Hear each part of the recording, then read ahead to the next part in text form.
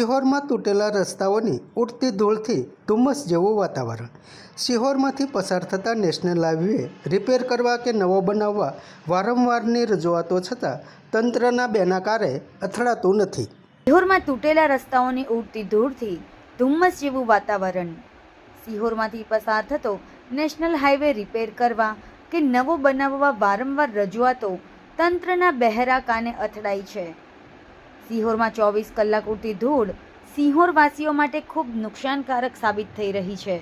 ઉબડખાબડ રસ્તાઓથી વાહનો અને શરીરને નુકસાન, ઉડતી ધૂળથી સ્વાસ્થ્યને નુકસાન અને વાહનોને થતી નુકસાનથી આર્થિક નુકસાન હાલ સિહોરની પ્રજા ભોગવી રહી છે।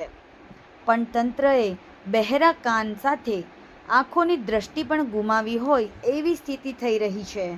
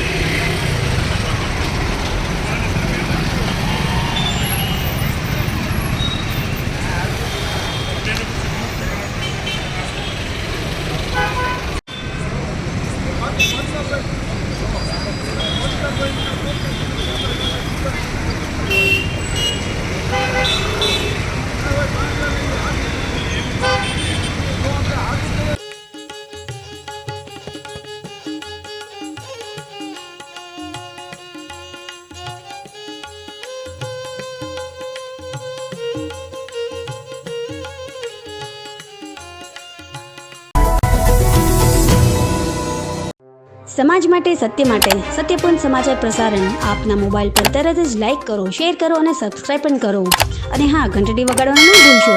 આભાર। સમાજ માટે સત્ય સાથે સત્યપૂર્ણ અહેવાલ, સમાચાર તથા જાહેરાત પ્રસારિત કરવા સંપર્ક સાધો। સત્યપુંજ સમાચાર પ્રસારણ, લબ્ધિ કોમ્પ્લેક્સ, તાલુકા પંચાયત સામે, સિહોર।